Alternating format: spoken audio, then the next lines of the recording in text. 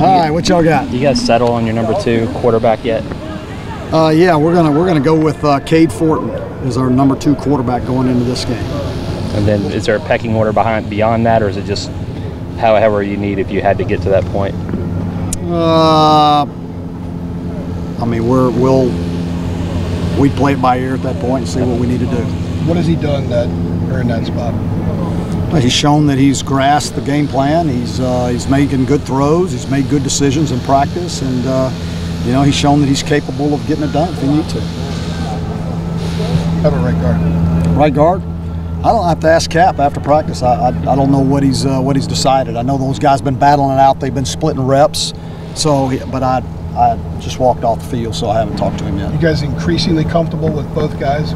Yeah, I think so. I think both of them are doing a nice job. They've been battling, you know, and so it's trying to get consistency from either one of them. So once we get some consistency, I think he'll make a decision. Is that pretty crazy? He's potentially starting or at least playing a lot for a true freshman got here in June in William Barnes. Yeah, I think so. I think especially any kind of young guy that's going to play up front is very difficult, you know. So you got to be pretty special to be able to get in the rotation as a freshman up front.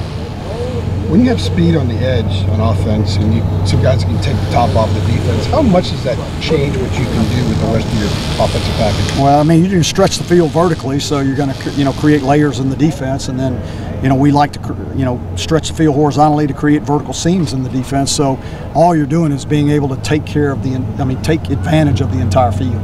That's what we want to do. What's your confidence level at with the secondary overall as a unit this year as compared to last year on the same time?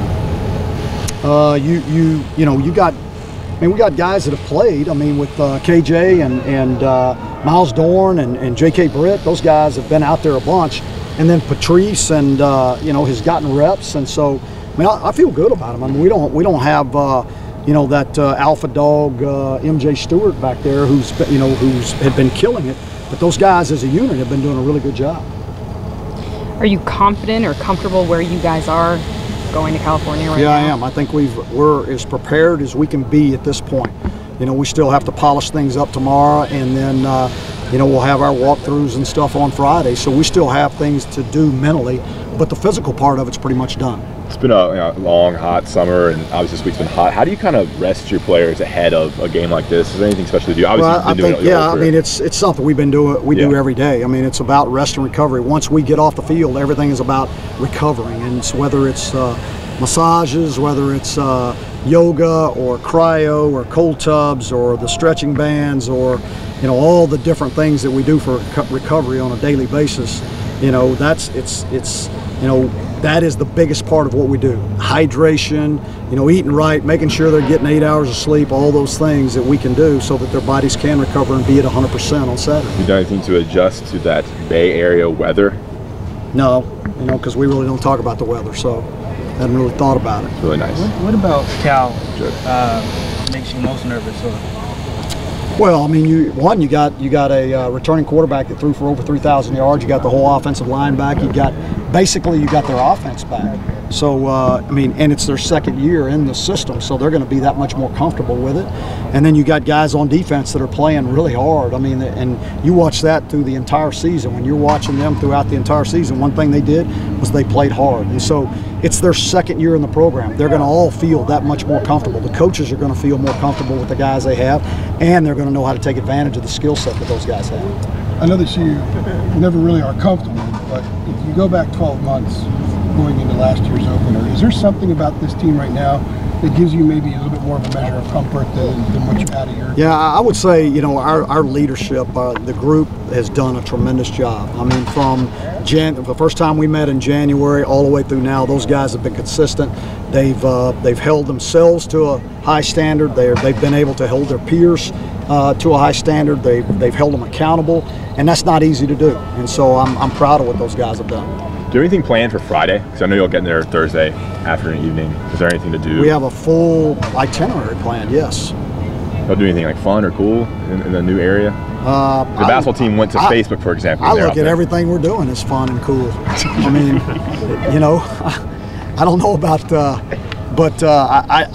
we don't have anything special outside of our normal travel plan, no.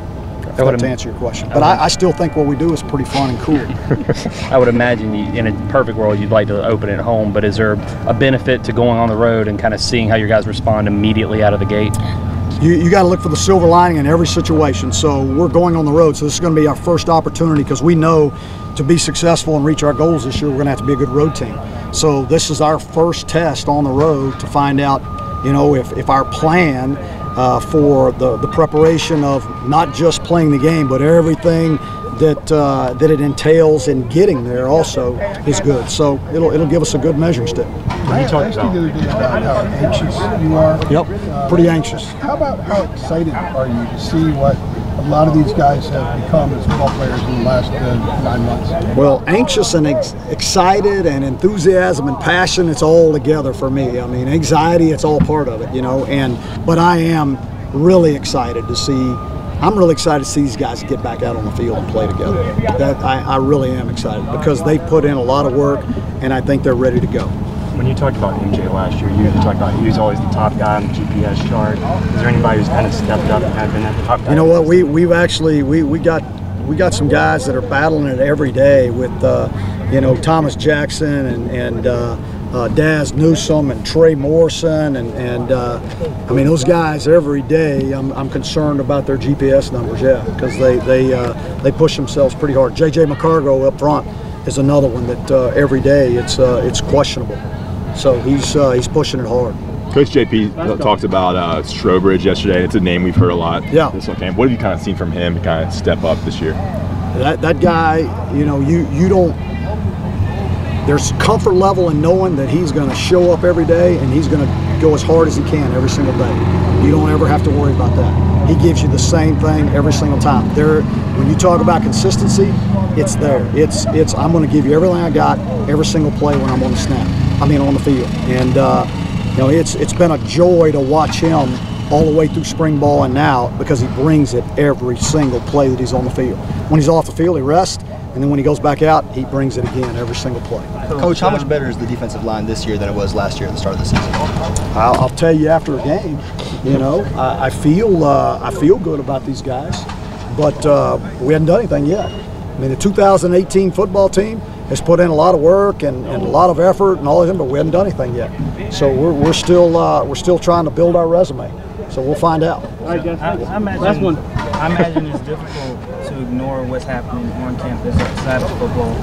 So with the Silent Sam stuff, I know last year you said you all had discussions about it. Have you all had discussions about it this year? Yeah, we haven't met as a team about it, but I've had numerous conversations with players on the team at lunch and at dinner and when hanging out and those kind of things.